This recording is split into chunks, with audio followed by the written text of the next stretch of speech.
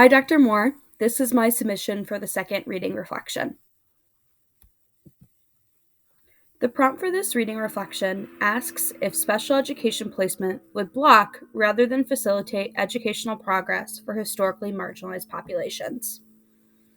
This question is rooted in the discourse of positionality.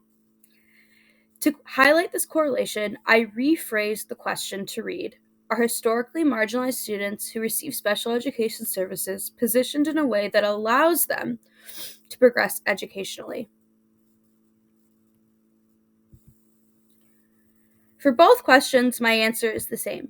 Students of historically marginalized identities are not positioned in a way that allows them to progress when placed in special education. In the next few minutes, I will argue that their placement in special education blocks not only their educational progress, but social progress as well. Before we get into a few examples, we must look at positioning theory. Primarily discussed in the Collins article, Collins cites Davies and Hare's definition of positioning theory. Davies and Hare define positioning as the process through which people are placed into different identities, whether that be through roles, categories, storylines, through culturally and historically situated interactions, and by the ways that they respond by taking up that identity or attempting to reposition themselves. Collins then makes the connection that positioning theory can offer us a lens to which to view social identity formation. All of this positioning theory, social identity formation, viewing disability as a social construct, I believe all go hand in hand as we view this discourse of special education and historically marginalized identities.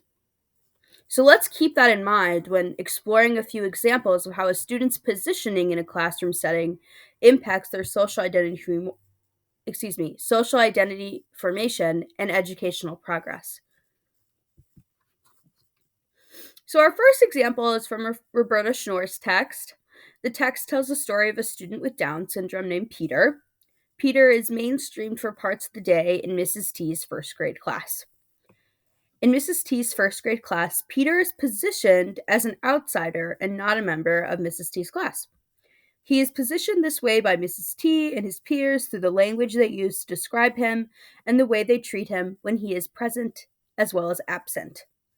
This position of Peter is maintained by Mrs. T and the school administration due to their lack of support of Peter and their limiting beliefs of him. So, even though Peter's race and ethnicity are unknown to the reader, we can still conclude that his placement in special education has hindered his educational and social progress.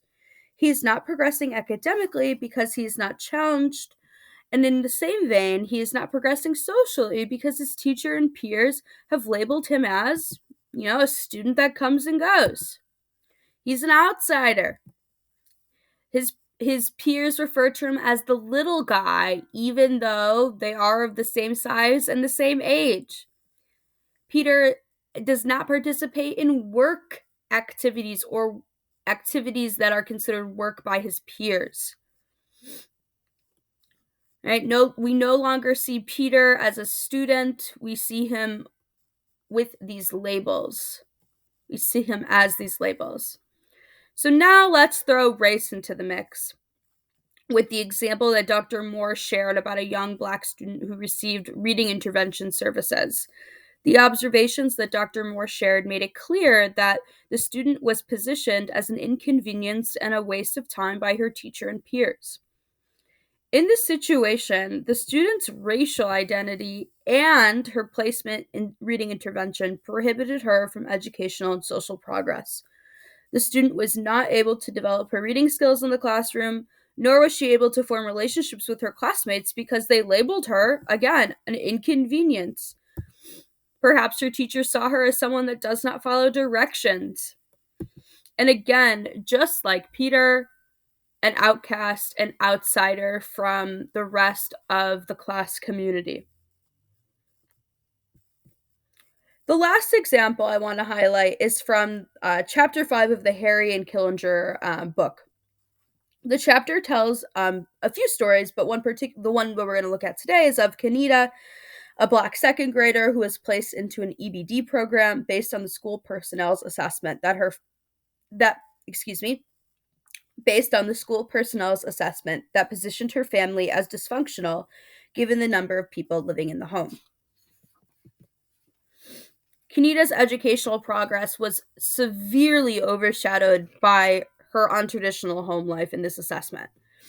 The limiting beliefs of the school personnel ultimately blocked Kenita's future educational progress, leaving Kenita with the following labels, again, the, coming from a dysfunctional home, her mother is incarcerated, and she has that EBD placement. This story of Kenita really has stuck with me through the last few weeks because Kenita was someone that was flourishing, and we saw from the article a lot of educational progress. However, the moment that the school personnel gave this label and positioned her in this way, all of that went down the drain. And later on in the text, after a few years, Kenita was then placed in a gifted program, and the teachers at the gifted program said that they thought the EBD placement was a mistake. So this is clearly a limiting belief, of the school personnel being placed onto Kenita and her family. So unfortunately, Kenita and the student that Dr. Moore spoke about are not alone in the inequitable and unjust educational experiences for historically marginalized students, especially Black students. Stories like Kenita's are not unique. In 2014, 72% of children were raised in single parent homes, putting a majority of Black families at risk of being labeled dysfunctional, like Kenita's. 71% of students sent to the office are Black, also in 2014, putting them at a higher risk of being seen as unteachable or a disruption to the class. All of which put them at a higher risk of special education placement. In 2014, 39% of students in special education were Black males, even though at the same time in the same year, Black Americans only accounted for a little over 13% of the nation's population. This is clearly a disproportionate representation of Black males in special education. These discriminatory labels put upon Black and brown children by the school administrators, teachers, and their white peers is the catalyst for funneling Black and brown bodies into the special education system, ultimately blocking them from educational, social, and professional progress.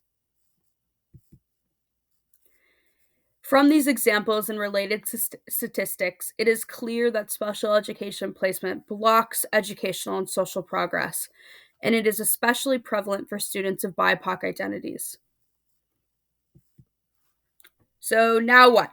We have all this information, and what do we do with it? I'm going to continue learning and educating myself on these issues, be aware of my limiting belief towards others, and work towards unlearning those beliefs and behaviors. Connect with others who are in the field to better understand the issues, acknowledge any past wrongdoing, and get to know my students, if I have any in the future, and their families beyond what is given on a report or paperwork, and really work towards forming a genuine relationship. And I think at the heart of this and all of these action steps is to treat others with a strong sense of compassion. So I also want to highlight I'm not studying education at KU. I only have an education minor, but I do teach religious school at a Jewish synagogue remotely in Chicago. I use this learner profile chart as a tool to best sense my learners' needs based on their identities. This was a tool given to me by a mentor, and it's been extremely helpful. And just to keep these ideas and this sheet in the back of my mind for each of my students. I also like to refer back to identity and social webs like this one in the top corner to remind myself of my own identities as well as my students. Lastly, another thing that I've enjoyed doing is these routine check-ins. I put this emoji one just in as example, but it allows my students to share how they are feeling when they enter the Zoom classroom, um, which is good for me because I can see, if they're all feeling tired one day, um, that is a sign to me to maybe change things up, do a little bit more of a calming activity, not something that's super exciting and super crazy if they're not feeling that. And it also helps them on the flip side, it helps the students develop that emotional intelligence and learning how to identify what they're feeling. So those are just three resources that I've used in my time as a religious school teacher to help best accommodate all of my students. The impacts of the last few weeks of lecture readings and class discussions, so far they really further confirmed my philosophy and understanding of the unjust, inequitable K through 12 education system in the United States. It is clear that these inequities exist in all facets of education, however, are drastic within special education. This was information that I was familiar with prior to this course. However, these readings and discussions, and especially the examples that Dr. Moore gave from her own personal experience working in the field, truly just further confirmed and painted a clearer picture for me of how drastic these inequities are within special education. Here are my references. Thank you, Dr. Moore. Have a great spring break.